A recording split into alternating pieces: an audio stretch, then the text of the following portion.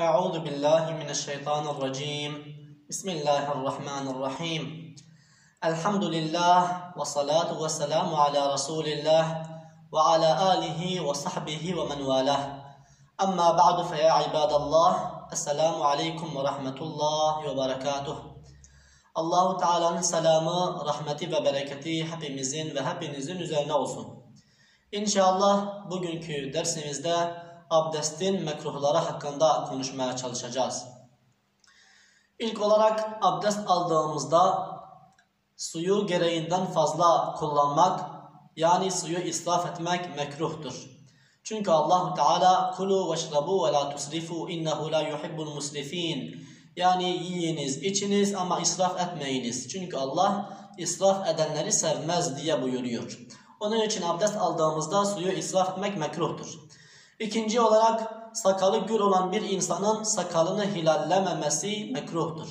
Hani sakalı gür olan bir insanın sakalını hilallemesi, yani parmaklarını onun altından götürüp getirmesi sünnettir. Bir insan bunu yapmazsa o zaman mekruh işlemiş oluyor. Üçüncü olarak ihramda olan bir insan bu sefer sakalı gür ise, yani bir insan hacca veya umreye gitmiş ise ve orada ihrama girmişse, o insanın sakalı da gür ise o insanın sakalını hilallemesi onun için mekruhtur. Dördüncü olarak 3 defadan fazla veya eksik yapmak da mekruhtur. Çünkü diyorlar ki Peygamber Efendimiz ağızlarını 3'er defa yıkayarak abdest almış ve hakedel vudu'u, ve abdest işte böyledir, abdest böyle alınır demiş. Hadisin devamında da فَمَنْ زَادَ اَوْ نَقَصَ فَقَدْ اَسَاءَ وَظَلَمْ. Yani kim 3'ten fazla yaparsa veya 3'ten eksik yaparsa o zaman sünnete uymuş olmaz, sünnete muhalefet etmiş olur, sünneti yerine getirmiş olmaz. Onun için insanın mekruha düşmemesi için, sünneti yerine getirebilmesi için ağızlarını yıkarken 3 defa yapması lazımdır. 3'ten az veya fazla yapmak da abdestin mekruhlarından bir tanesidir. Bir tanesi de insan abdest aldığı zaman eğer mazereti yoksa, hasta değilse mazeretsiz olarak başkasından yardım istemesi de abdestin mekruhlarındandır. Çünkü abdest bir ibadettir. İbadette insanın mütevazılığı olması gerekir.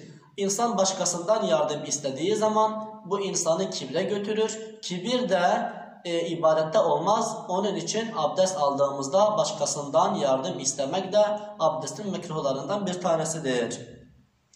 Bir de sol ayağı sağ ayaktan önce yıkamak veya sol eli sağ elden önce yıkamak da abdestin mekruhlarındandır. Çünkü hadis-i şerifte Peygamber Efendimiz hakkında diyorlar ki yuhibbu teyamune fi şa'nihi kullihi.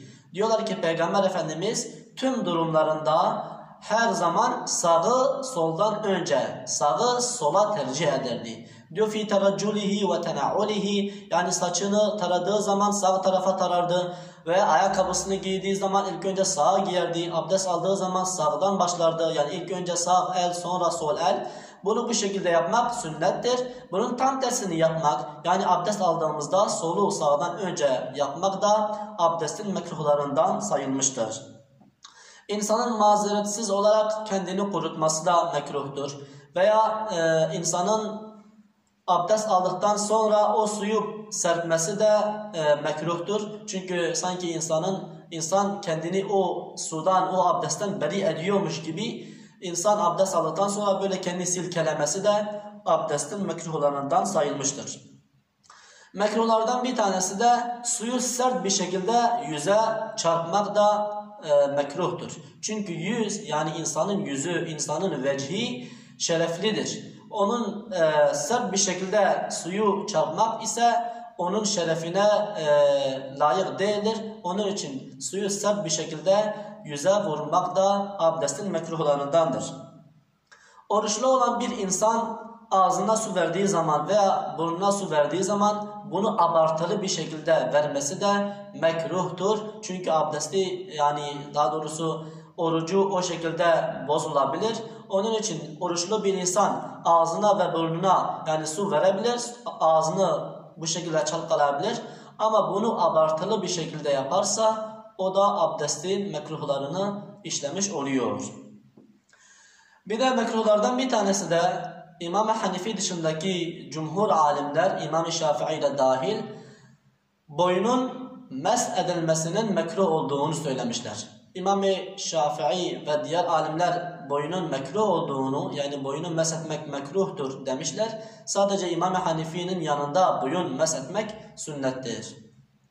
Bir de abdestte sünnet olan bir şeyi yapmamak da abdestin mekruhlarındandır. Zaten dikkat etmişseniz bu saydığımız şeyler, işte 3'er defa yapmak sünnet değil, 3'ten fazla ve eksik yapmak ise abdestin mekruhlarındandır. Hani abdestin sünnetlerinden bir tanesi de sakalı gür olan bir insanın sakalını hilallemesi sünnetti. Bunu yapmadığı takdirde mekruh işlemiş oluyor. Veya sağı soldan önce yıkamak sünnetti. Bunu tam tersi yapmak da abdestin mekruhlarındandır. Kısacası abdestin mekruhlarını bu şekilde saymaya çalıştık. Sizin önerileriniz veya kafanıza takılan sorular varsa veya anlamadığınız yerler varsa onu bizimle irtibata geçerek veya yorum yaparak bize ulaşabilirsiniz. Bunun dışındaki diğer normal kafanıza takılan sorular da inşallah Teala gücümüz yettiğince onlara da cevap bulmaya çalışacağız. Allah'a emanet olun. Bir dahaki derste görüşmek üzere. Esselamu Aleyküm ve Rahmetullahi ve Berekatuhu.